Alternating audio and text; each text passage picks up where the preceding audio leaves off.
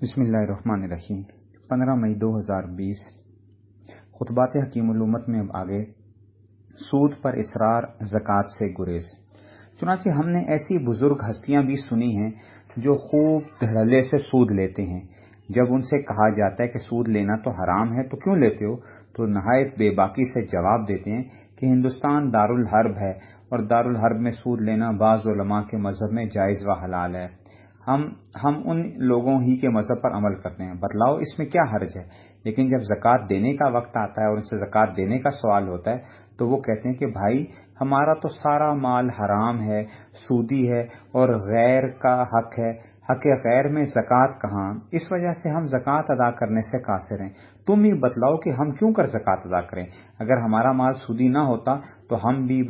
طیب خاطر زکوٰۃ ادا کرتے۔ دیکھیے نفس کی کتنی زبردست چال ہے، کیسا عجیب بہانہ چھانٹتا ہے کہ لینے کے وقت تو جو کچھ بھی آ جائے حلال ہے، اور اگر نہ بھی حلال ہو تب بھی حلال ہے، اور دینے کے وقت حرام، اعلیٰ درجے کا حرام، بلکہ تمام دنیا کے حرام مالوں سے بڑھ کر حرام، کیونکہ اس وقت دینا بھی پڑتا ہے۔ غرض ہر وقت نفس اس قسم کے بہانے تراشتا رہتا ہے اور سہولت کی صورتیں چھانٹتا رہتا ہے۔ حضرت شیخ فضل الدین عطار رحمۃ اللہ علیہ فرماتے ہیں، چون شتر مرغے شناس این نفس را، نے برد بارد نہ پرد بر ہوا، گرب پر گویش گوید اشترم، در نہیں بارش بگوید طائرم۔ یعنی نفس کی مثال شتر مرغ کی سی ہے۔ شتر مرغ جو ہوتا ہے کہ جب اس سے اڑنے کو کہا جاتا ہے تو کہتا ہے میاں تم بھی عجیب آدمی ہو، اڑنے کو مجھ سے کہتے ہو، کہیں اونٹ بھی دنیا میں اڑا ہے، میں تو اونٹ ہوں، اونٹ،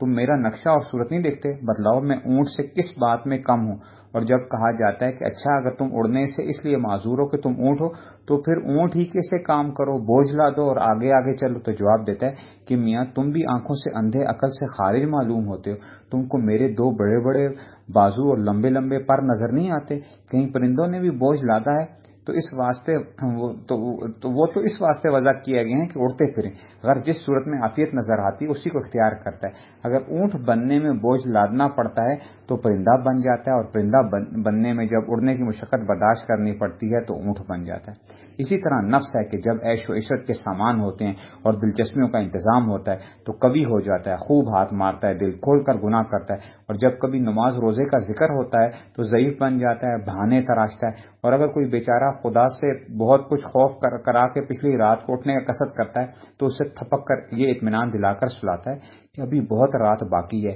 ابھی اٹھ کر پڑھ لیں گے، اس طرح تھپک تھپک کر سلاتا رہتا ہے اور اطمینان دلاتا رہتا ہے حتیٰ کہ صبح ہو جاتی ہے۔ اسی طرح اگر کسی خدا کے بندے پر بہت کچھ خوف و خشیت غالب ہوتا ہے، ہیبت خداوندی طاری ہوتی ہے، گناہوں کی بھیانک صورتیں اس کے سامنے عذاب کو کھینچ کر لاتی ہوئی معلوم ہوتی ہیں تو توبہ کا قصد کرتا ہے، مگر نفس فوراً سد راہ بن کر عائق ہو جاتے ہیں، روکتا ہے اس کو کہ واقعی ضرور توبہ کرنا چاہیے، مگر ذرا ایسا تو ہو کہ اللہ تعالیٰ کے ہاں عہد شکن اور بد عہد تو نہ کہلائیں، یہ ایک گناہ اور کر لیں تو واقعی ضرور توبہ کریں گے۔ للہ در القائل ما احسن قالا، ہر شب گویم کہ فردا ترکیز این سودا کنم، باز چون فردا شد امروز را فردا کنم، ہر رات کہتا ہوں کہ کل اس خیال کو ترک کر دوں گا، جب کل ہوتی ہے تو کہتا ہوں کہ کل کر دوں گا۔ مطلب یہ ہے کہ ہر روز یہی ہوتا ہے، روز کہتا ہے کہ کل ضرور توبہ کروں گا، آج تک جو کچھ گناہ ہونے تھے ہو گئے، اگر ایک آدھ اور کوئی باقی رہے گا تو ہو جائے گا، پھر خوب مضبوط توبہ ہوگی، پھر جب کل ہوتی ہے تو اسے اگلی کل پر حوالہ کرتا ہے۔ اس طرح یہ بھی نفس کا ایک بہانہ ہے کہ حرام مال کھانے کے وقت ہندوستان کو دارالحرب مان لیا اور بے خوف و خطر سود کھایا، اور جب زکوٰۃ دینے کا وقت آیا تو حرام مال بتلا دیا۔ پھر مسئلہ بھی کیسا من گھڑت تراشا ہے، بالکل بے اصل اور بے بنیاد، کیونکہ زکوٰۃ کا وجوب محض مال کے مملوک ہونے پر ہے۔ اگر کسی کی ملک میں بقدر نصاب مال موجود ہو تو خواہ وہ حلال ہو یا حرام سے مخلوط ہو، زکوٰۃ ضرور واجب ہوگی، اور اگر مال مخلوط حرام سے زکوٰۃ ادا نہ کی جائے تو دو سزائیں مرتب ہوں گی، ایک تو حرام مال کھانے کمانے کی جس کا اقرار اپنے منہ سے کرتے ہیں، دوسرے زکوٰۃ کے ادا نہ کرنے کی، بخلاف زکوٰۃ ادا کرنے کی صورت کی اس وقت صرف ایک جرم عائد ہوگا کہ مال حرام کیوں کمایا تھا، یعنی جو اس میں سے زکوٰۃ دینے کے جرم میں تو ماخوذ نہ ہوگا، اگرچہ عذاب اخروی کے لیے پہلا جرم بھی بہت کافی ہے، مگر خیر کچھ کمی تو ہو جائے گی۔ مطلب یہ ہے کہ دیکھیں یہ نفس کی چالوں میں نہ آئیں، نفس ہمیں عجیب عجیب دھوکے ڈالتا ہے۔ تو اس لیے اسے ہمیشہ وہ کرتے رہنا چاہیے، اور جب بھی وہ ہے توبہ کر لینی چاہیے. اس پہ نہ بیٹھے رہیں کہ جی ایک دفعہ ہی توبہ کریں گے، ساری توبہ پھر توبہ کرنے کو دل نہیں چاہے گا. نہیں، بس ایک دفعہ توبہ کریں،